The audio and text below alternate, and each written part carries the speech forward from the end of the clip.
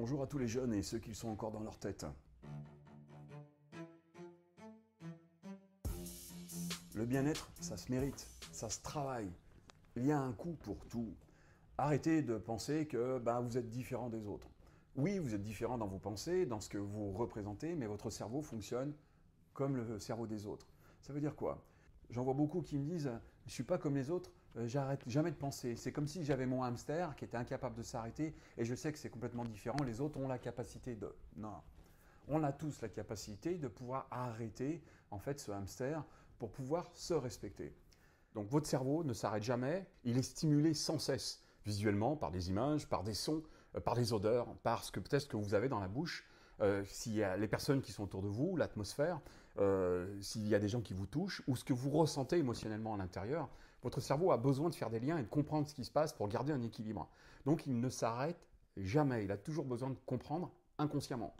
Maintenant, consciemment, vous n'êtes pas obligé de faire attention à tout non plus. Rappelez-vous, votre conscience est capable de traiter 5 à 9 stimuli en une seconde, consciemment, à pouvoir les interpréter, alors qu'inconsciemment, c'est-à-dire vos automatismes, tout le travail autonome, va traiter environ 3,2 millions de stimuli en une seconde.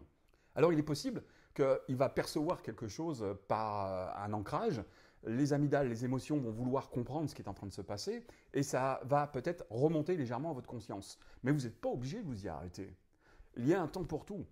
Et c'est à vous d'accepter qu'il y a des choses que vous pouvez remettre à plus tard et que le fait de s'arrêter un instant, de se reposer un instant, vous permettra d'être beaucoup plus à l'aise, plus agile, plus frais pour pouvoir aller beaucoup plus vite après dans le comportement ou les actions que vous allez mettre en place.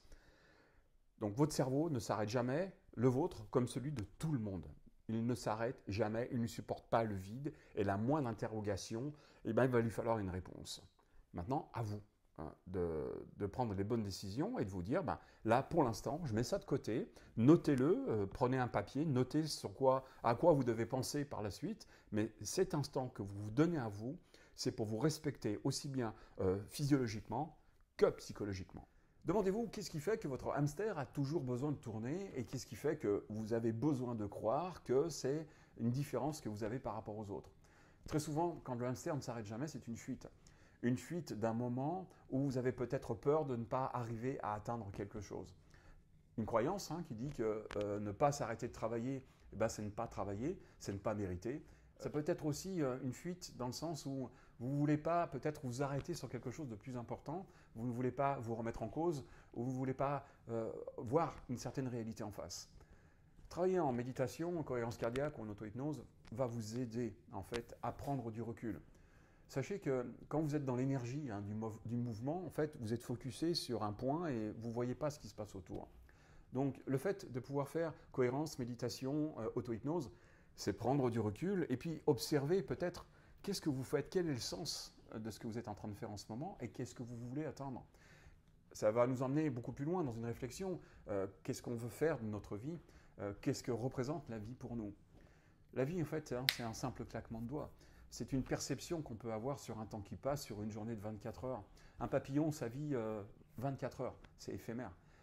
En 24 heures, il va vivre ce que nous, on va vivre en 80 ans. Donc encore une fois, arrêtez-vous un instant, respectez-vous et respectez surtout la vie que vous avez. On parle souvent de respecter ses amis, respecter l'argent, mais respecter la vie, tout simplement. Autorisez-vous à prendre un instant, cohérence cardiaque, méditation, auto-hypnose. Faites ce que vous voulez, pensez à ce que vous voulez, ce qui vous ressemble, ce qui vous appartient, mais faites-le. Très belle journée à vous et faites confiance à la partie qui sait.